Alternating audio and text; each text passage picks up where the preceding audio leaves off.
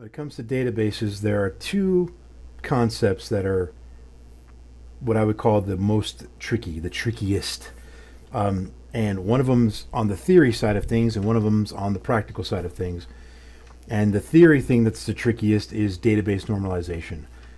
Also, obviously, it's a theory that you have to eventually put into practice, but once you get the theory, putting it into practice isn't that hard. The thing that we're not going to talk about today, which is the thing that's practiced that's tricky, is database joins. When we start getting into writing queries and commands and all that, we'll talk about joins another time. But that's the other second tricky thing. So between normalization and joins, if ever there were a lecture for you to really focus and concentrate on, this is the one. Database normalization. This is some tricky stuff.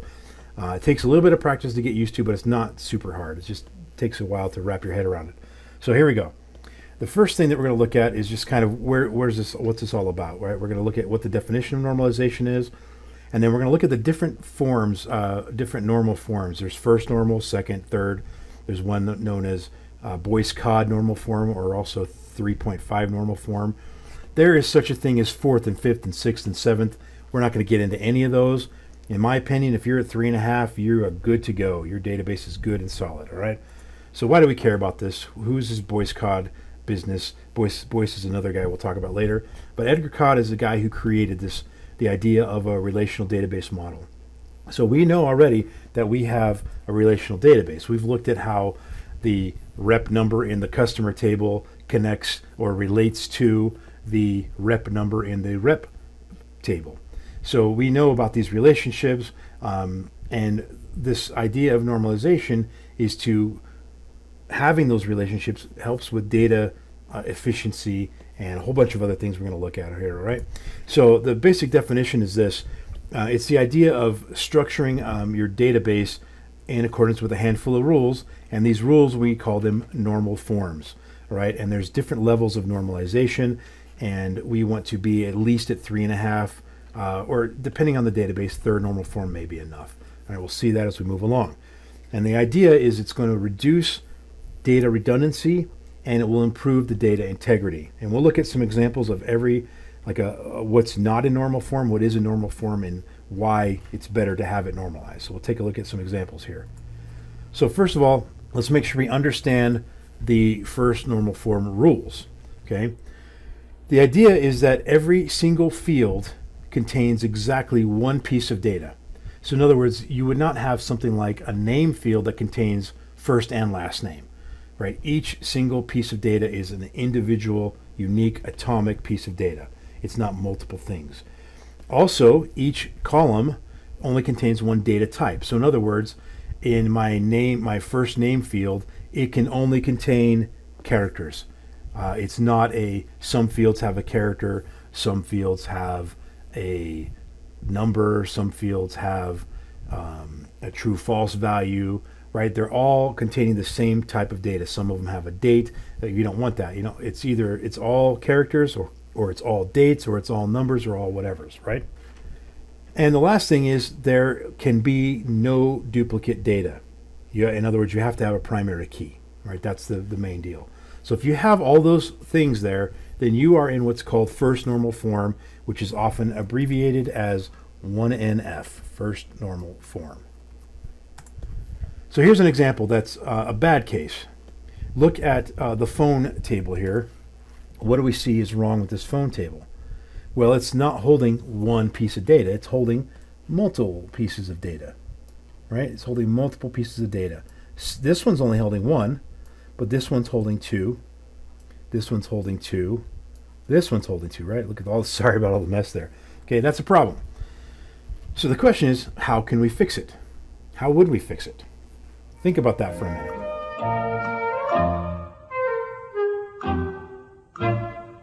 So one possible solution you may have thought of is add a second phone field, right? A phone number 2, for example, something like that.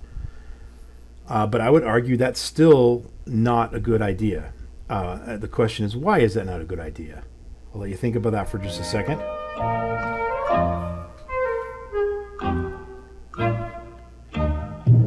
The reason it's not a good idea is because what if they have a third phone number, or a fourth phone number, or a fifth phone number. Imagine you were keeping track of a database that had parents and children in it, and the average household in America has, I think, 3.5 children or something like that. What about the families that have 5 children? What about the families who have 10 children? What about the families who have more than that many children? Do you just keep adding a new field every time? And the answer, of course, is definitely not. We need a different solution. And typically the answer to solving normalization problems will be create another table.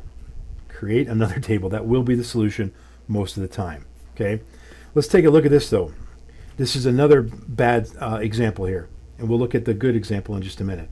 What we have now, if you look over here, the phone number, it's following the rules that only one thing is in there.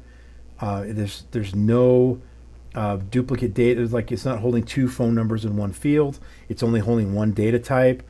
But this is still not in first normal form.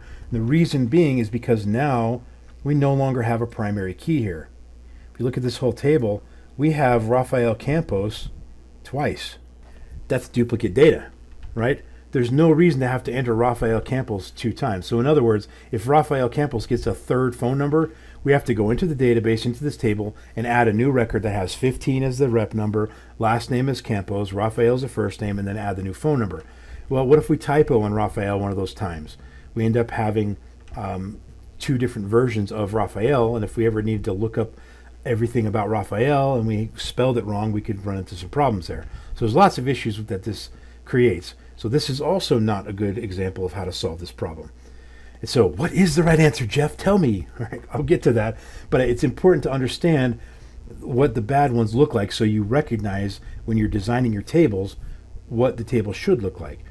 It's not like you're going to build the table the wrong way first and then go back and rebuild it with normalization, right? You want to build it normalized from the start. So when you're in the design phase is when you would create this. You would never create this table like this if you were doing things correctly. You would never create this table.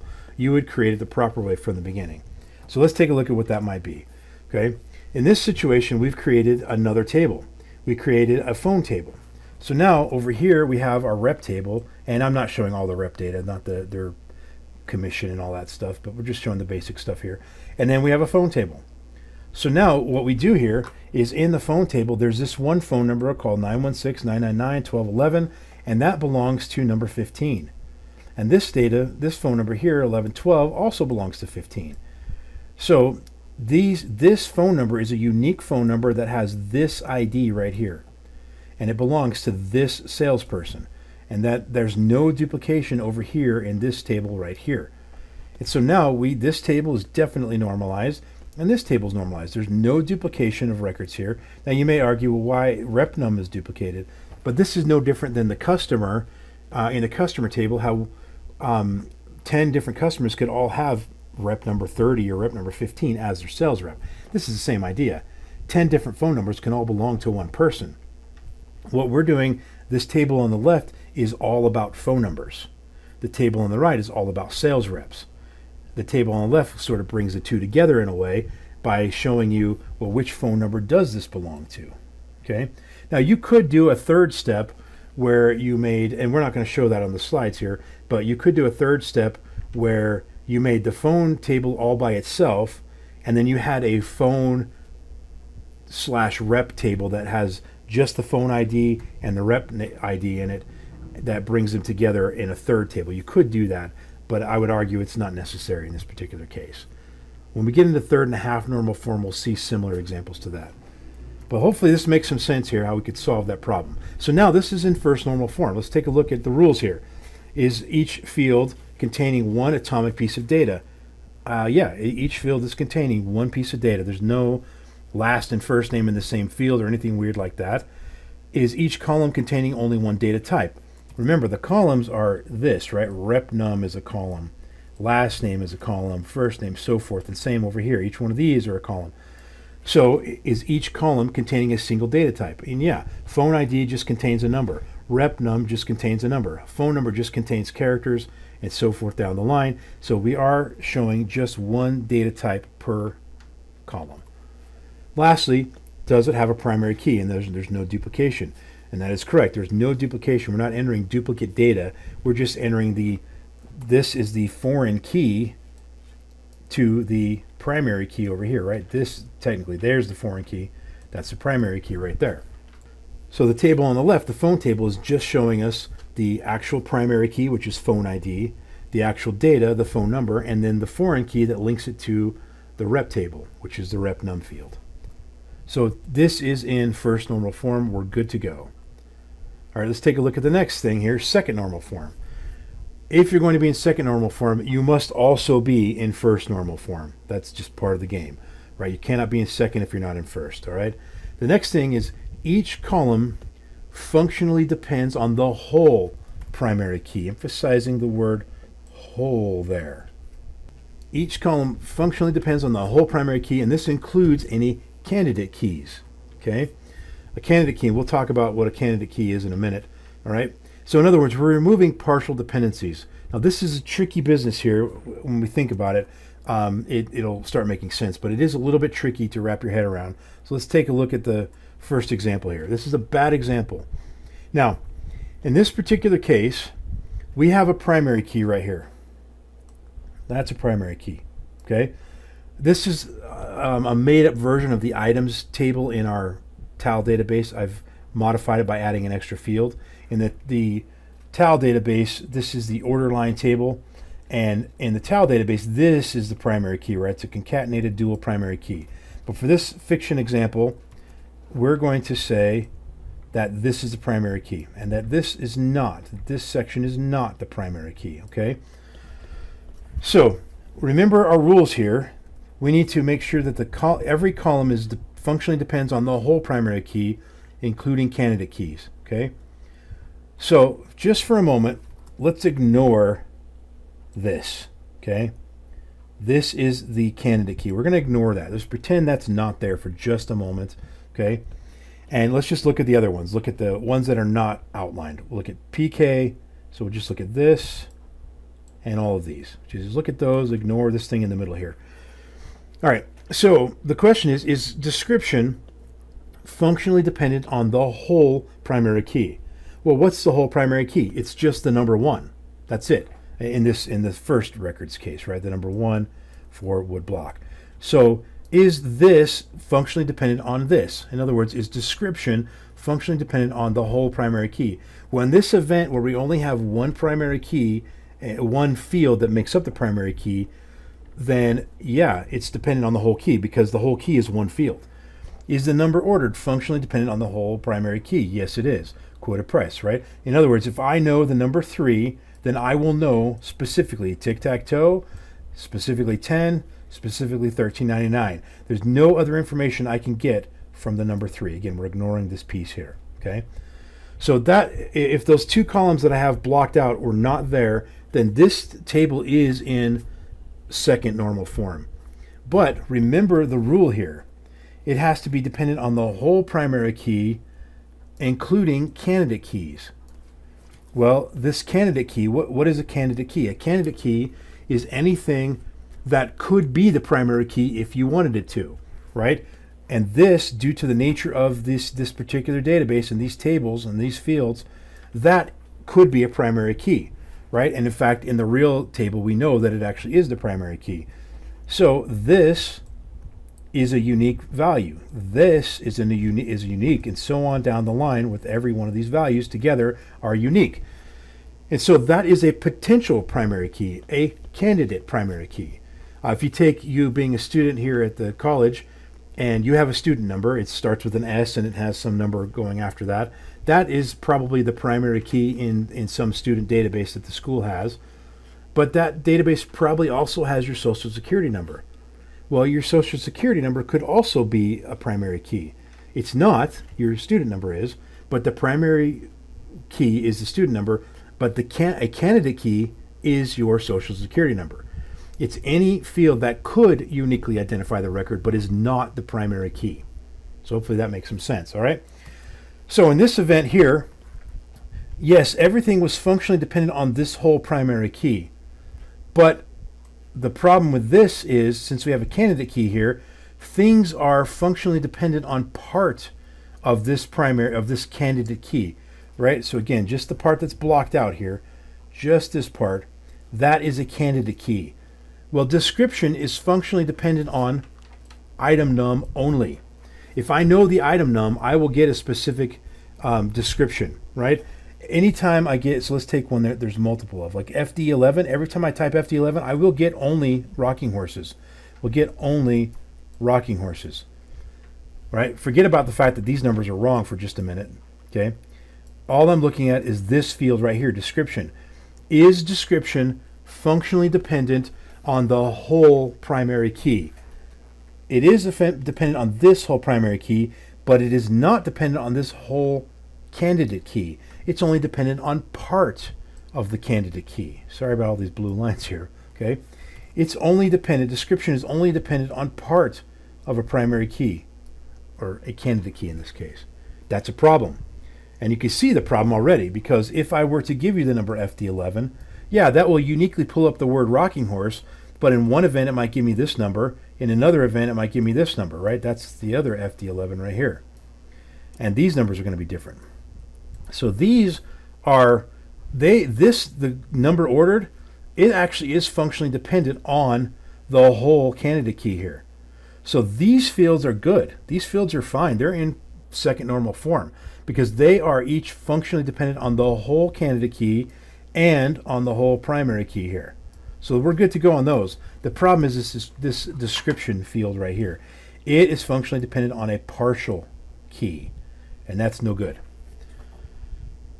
Why is that no good? Well, first of all, if I know this number here, any of these numbers here, well, I already know by looking in the item table what those are. I don't need to put it twice. This is basically duplicate data because that is CD33 if I look it up in the item table. So let's do that real quick. Get out of here and go into MySQL, use towel, and select star from item. And there we can see that if I know the item number, I know the description. So what's the purpose of me adding the item number and the description into the order line table, right? So again, we're looking at a modified version of the order line table from order line.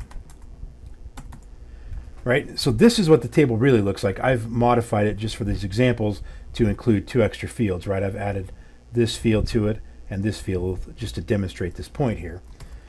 But over here, it's everything but those 2 fields.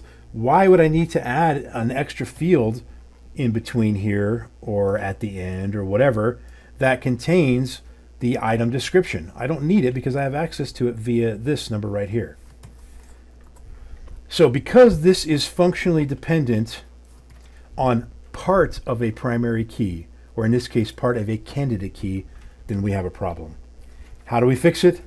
Well, in this case, we would, if the item table didn't exist, we would create the item table, right? But it already exists in this case. We know about it. So the idea is just remove the description out of there and we're good to go. So if I remove that, now it's correct. Now again, notice this fake example has this as the primary key instead of this.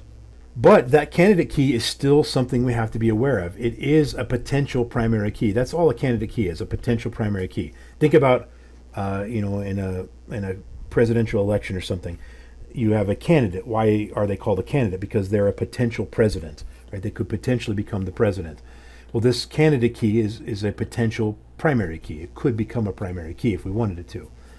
But now looking at this is in perfect second normal form. It has a good primary key labeled PK, and it has a good candidate key that anything in the table is functionally dependent on the whole candidate key and the whole primary key. So this field right here, what is that dependent on? Well, it's functionally dependent on that. In other words, if I know the number 4, then I know that number right there. Also, it's functionally dependent on this entire primary key or candidate key here. In other words, if I know these 2 things, then I also know 5. Same holds true with quoted price.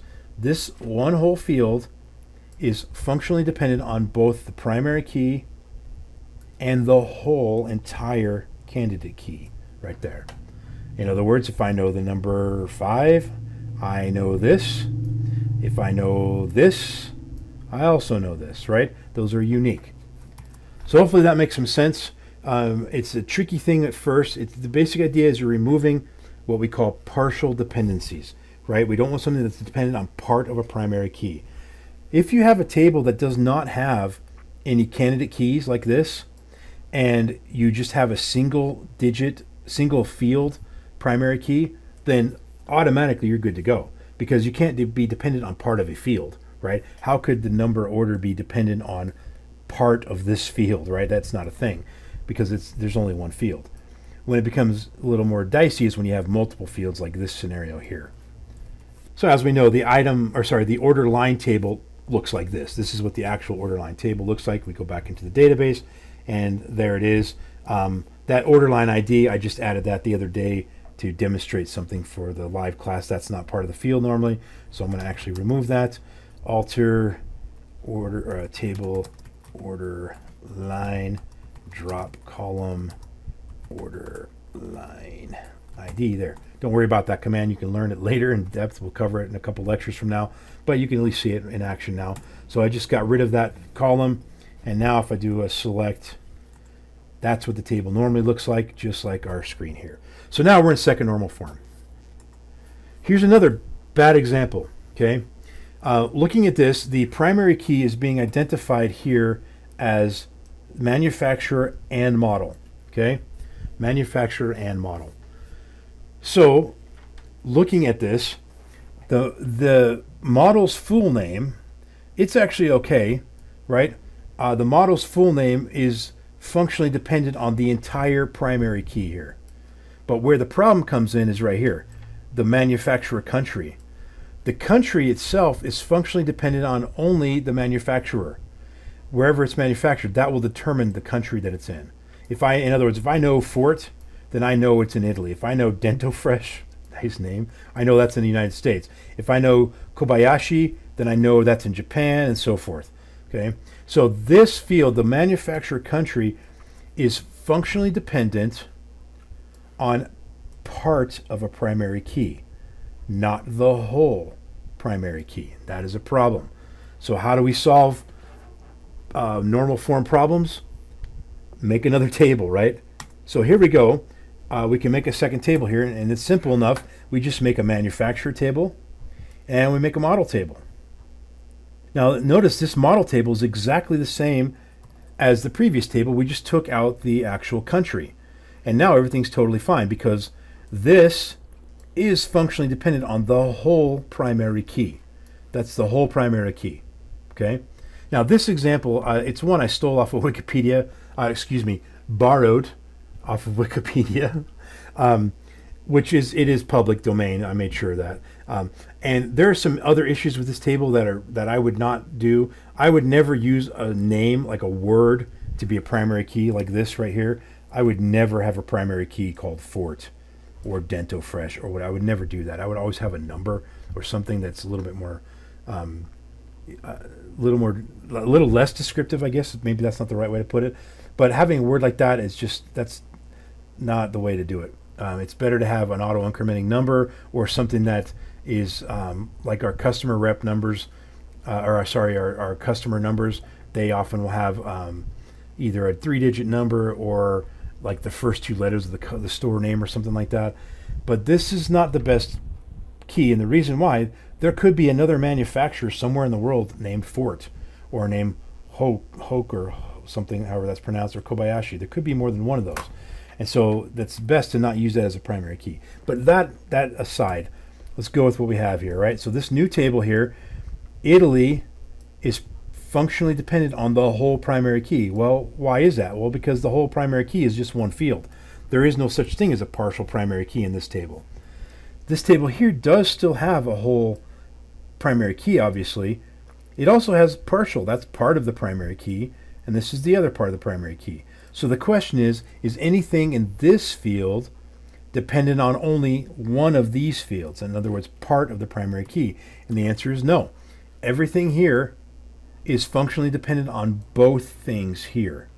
So the only way to get that exactly specifically is if I do Fort and ultra clean. If I did Fort alone, I might end up with this or this. But if I do fort and ultra clean, I will only get this one record here. So functional dependency problem solved, or partial dependency problem solved. And that's another good example of a correct second normal form. So remember the rules again. First normal form, it has to be in that already. And then each function, or each column, is functionally dependent on the entire primary key, including any candidate keys. In other words, we're removing all the partial dependencies. Next up, we have third normal form. And again, you've got to be in second normal form, which means you're already in first normal form, right? And in this case, all fields, or in other words, all columns, can be determined only by the primary key in the table and no other column. So what we're doing here is removing what's called a transitive dependency. So let's take a look at what that looks like. So here's a made-up customer table that's based on the customer table in our database. It's slightly different. This is a made-up version. So let's take a look at what we have here. We have a customer number, which uniquely identifies a customer and its city and its rep num. We also have here the rep's name.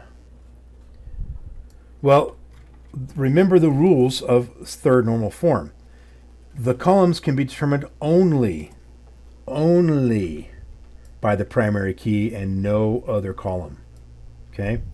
So let's take a look at that. Every field, well, this is a field, and this field value can be determined by this field value here. That's no good. This field value can also be determined by the primary key, right? If I typed in 126, I will definitely get Raphael as the customer name or the rep name, but I could just look for 15 and still get the rep name. That's a problem.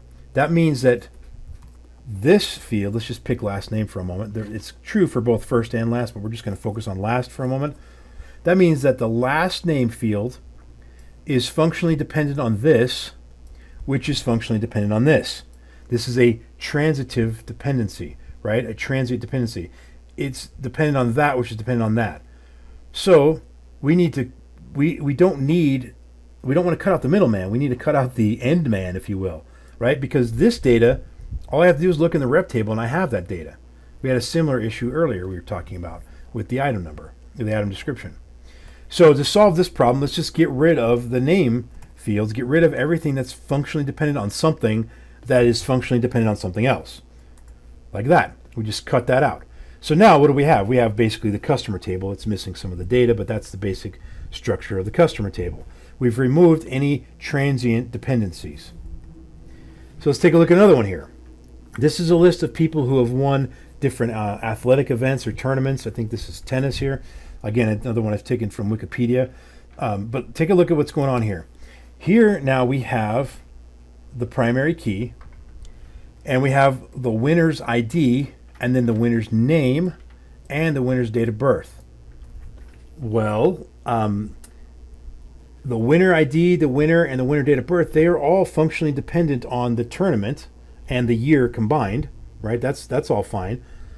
But winner ID can also determine just the winner and the winner's birth date. So these two fields here, or these two columns, winner, birth date, and winner, are functionally dependent on this, which is functionally dependent on this, right? So you have this transition, this transient nature from this being dependent on this, which is dependent on this. That's no good, right? So we want to get rid of the thing that is at the end of that dependency, right? So how do you solve most of these problems? You create another table. So we create another table. And note, just backing up to this previous example, we did create another table here too. It just so happens because we're looking at the database we are already familiar with, the rep table already existed, so we didn't create it to show on this example. But the truth is, to solve this problem here, what would we do? We'd create a rep table and put the first name and last name and the rep number all in that rep table, and then we just use the rep table rep num primary key as a foreign key here. Anyway, back to this example. Again, just create a new table here. So now I have the winner table, which just names the winner's ID and the name and the birth date, and then we have the actual tournament that we're looking at. So we're looking at the Indiana Invitational in 1998, not the Indiana Invitational in 1999. Okay, who won in 1998? 99 did. Well, who is that? That's Al Fredrickson. Okay, so again, in this scenario, this field is not dependent on anything else. Sorry, that is actually part of that should not be underlined. That's actually a typo there. Sorry about that, guys. That should not be underlined. The primary key is right here. This should be underlined. Let me pause the video and fix that real quick. Okay, we're back in business. Sorry about that typo there. I've been using this PowerPoint for several semesters now, and I never noticed that typo I made there.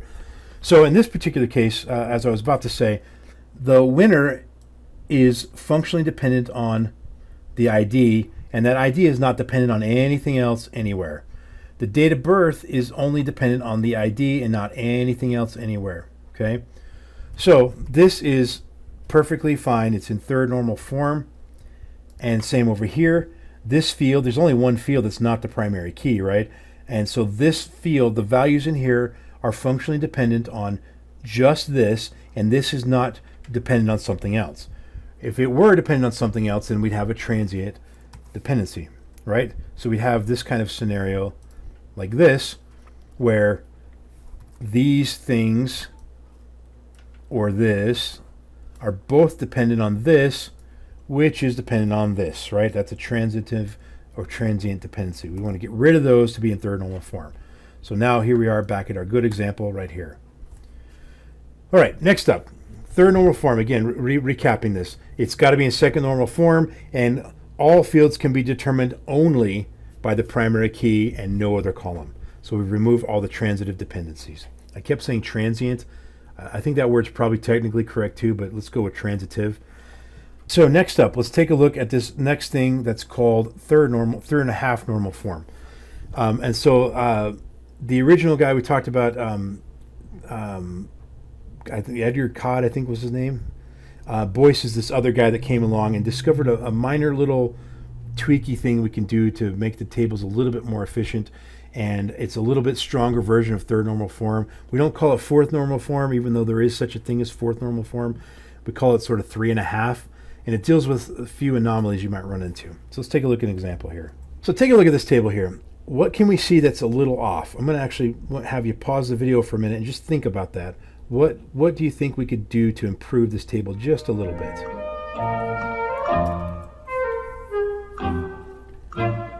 All right, maybe you noticed that the type field here, we have this field which has the word home, home, home, or sell, sell, sell, or work, work, work, whatever.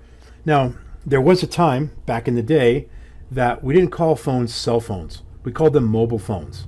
And that word mobile is still around in today's vernacular, but cell is a much more common term. It used to be mobile. So maybe in our database we called all of them mobile phones, and that's just what we call them. And later we wanted to change our terminology to cell. Well, that would mean I have to update a whole bunch of records, hundreds of thousands or millions or however many records. I'd have to update them and change them from mobile to cell. Now, that's not a hard command to write. It's a pretty quick little query, but it's just a pain to have to do that kind of thing. So it also requires getting into the back end of the database and writing a query on the command line or something like that. Whereas this next thing, we could allow the front end users to manipulate it if we wanted to, or somebody that's higher up in the company that we want to give them permissions to. Also, every time I type in a new phone number, I have to make sure that I do type exactly the phrase cell. Maybe when I'm typing it into the database, I might type in mobile, and maybe I might type in cellular. Maybe I might type in mobile phone or cell phone, right? And every person entering the record, like maybe the salespeople or whoever that might enter new records into the database, are entering the different word that they think is the best way to describe a mobile phone. So you have to train the entire company, hey, the word we use around here is cell. Well, we don't want to do that. That's kind of a mess and a pain, and you get a new person, you forget to tell them that. And then when you try to look stuff up based on, show me all the cell numbers. Well, I can only show you the ones that are called cell. There's a cellular that's in there that I can't show you because I didn't know that's one I have to look for. So it just becomes messy. This still is technically third normal form though. But what we can do to make this a little bit more efficient is, what do we do to solve normalization problems? Add a new table, right?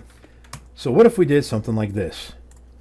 We added a new table here, and we call it phone type table, right? So we have a new table type here, And now there's just home, work, cell, right? And if we decided to change from cell to cellular, we just update this one record and we're done. Or if down the line there's some new thing, like there used to be a time when pagers were a thing, maybe we had pagers in our table back then, or maybe there's something in the future that we haven't thought of that that's a type of phone. Like there was a time when people just had home phone numbers and work phone numbers. They didn't have cell phone numbers. That wasn't a thing.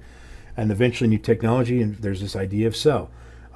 So maybe in the future there's, I don't know, your watch phone number, which right now watches are tied to your phones, smart watches, but maybe there'll be a day where you have a different phone number on your watch. Who knows?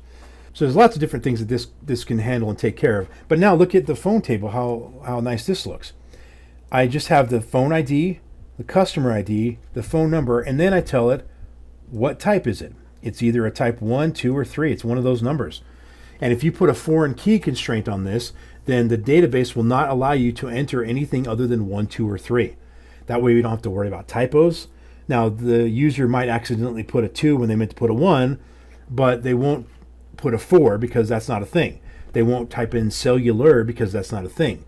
So this will protect them. Also, when you build your front-end interface that the users would use to put the data in, of course, you could put some constraints in there as well in the code that would maybe give them a drop-down list of only those 3 items on home, work, and cell.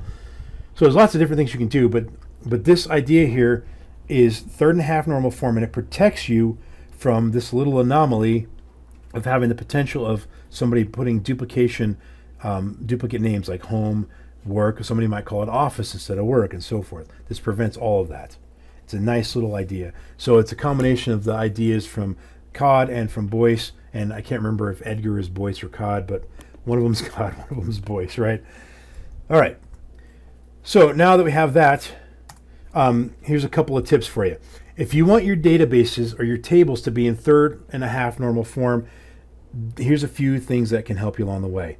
Make sure that every single field has a single value in it, and there's only one piece of data in there, right? I've had situations in the past where there's somebody who has a first name that's more commonly female, like something like Tracy or Stacy, and then but they realize when they get on the phone with the customer that it's actually male, and so the salesperson would put in the database, they'd put in the name, it would say Tracy parentheses male. So now the customer's first name is Tracy parentheses male. So if we ever send out some sort of automatic email to Tracy, it will be addressed Dear Tracy parentheses male parentheses, or if we print out a label like to ship them something, they would get a label or an envelope mailed to them from us that said Tracy parentheses male Watson, their last name, whatever. That's a problem. That's putting 2 pieces of data in one field. So one of the things you'll have to do as a database administrator is make sure that people understand not to do that, and train them that if they need an extra field to keep track of the gender of the customer or keep track of something else, they need to let you know. So the solution to that is we add another field that's just a male female field, and lets them choose what the gender of the person is in case it's an odd, it doesn't match up with what the name sounds like. Also, you can have a notes field and things like that, right? Okay, so anyway, back to the pro tip here. A single value in every field. So make sure your tables are that way, that they're structured that way, and there's a single data type per column. Every single column can only hold one data type.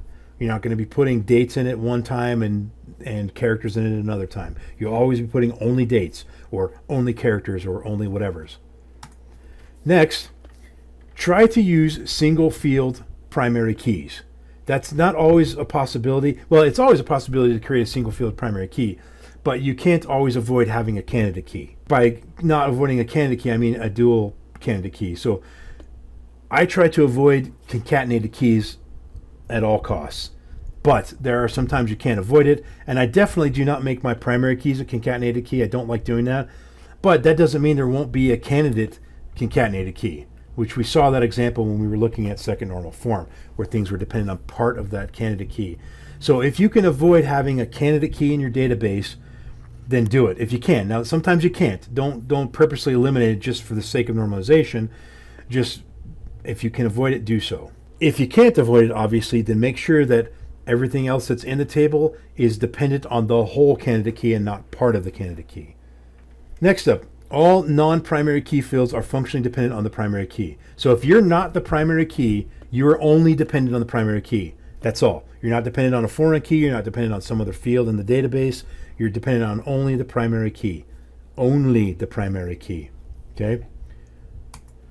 And last, we create what we call lookup tables here for often repeated values. That's the third and a half, which was the idea of creating that phone type table that had the home and the cell and the work and all that. That is a lookup table, basically. Now, be careful. The term lookup table, the reason I have it in quotes there is because the term lookup table has a very specific meaning when you're dealing with Excel, Microsoft Excel. It's the same basic idea, but just know that's a different term that's specific for something else. But the idea is it is a table that you can look up the data in, and you can use that when you get to front-end programming of the database interface, which is not part of this curriculum. But if you're doing PHP to build a web page for people to access the database or something like that, you can make a drop-down list out of that lookup table. But either way, the way we have it now, they still have to choose only a value that comes out of that lookup table, the 1, the 2, or the 3 for home, work, or cell. So today's goals: normalization, define what that is. I think we've done that. Discuss first normal form with some examples, done. Second normal form with some examples, done. Third and third and a half normal form with examples, done.